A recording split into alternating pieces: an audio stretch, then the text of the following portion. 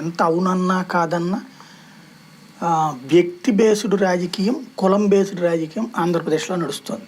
వద్దు వద్దంటాం. కులాలకు అతీత రాజకీయం, మతాలకు అతీత రాజకీయం అని చెప్పుకొచ్చినటువంటి పవన్ కళ్యాణ్ కూడా అదే బాటలో ప్రయాణిస్తున్నప్పుడు ఇంకేముంటుంది ఆల్టర్నేటివ్ పాలిటిక్స్?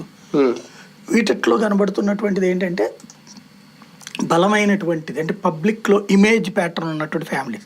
వైఎస్ షర్మిల ఎందుకు కోరుకుంటుంది, మా నాన్న లెగసీ నాకు కూడా కావాలి. అట్లాగా యువతల వీళ్ళ లెగసీస్ ఉంటాయి, ఆ కంటిన్యూటీ ప్లస్ పోల్ మేనేజ్మెంట్ తెలుస్తుంది వీళ్ళకి. ఆ పోల్ మేనేజ్మెంట్ తెలిసిన వాళ్ళని ఇక్కడ మొబలైజ్ చేసుకొస్తున్నారు అనమాట.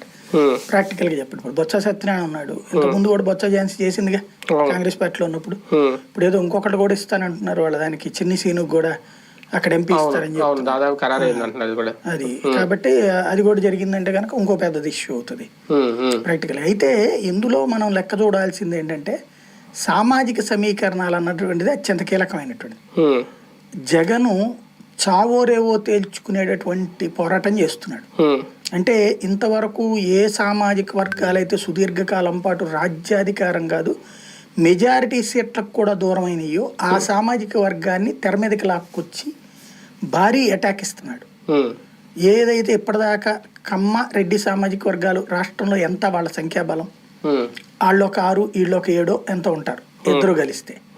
కానీ జరుగుతున్నటువంటిది ఏంటి వాళ్ళు చూసుకుంటే గనక ఏ స్థాయిలో వాళ్ళకి సీట్లు వస్తున్నాయి, 40లు 50లు వస్తున్నాయి. అలాంటి దశలో అతిపెద్దదైనటువంటి మార్పు తీసుకొస్తున్నటువంటి వ్యక్తి జగన్మోహన్ రెడ్డి. ఏ సామాజిక వర్గం ఈ రాష్ట్రంలో 2 కోట్ల మంది ఉన్నారు అంటే బీసీ సామాజిక వర్గం.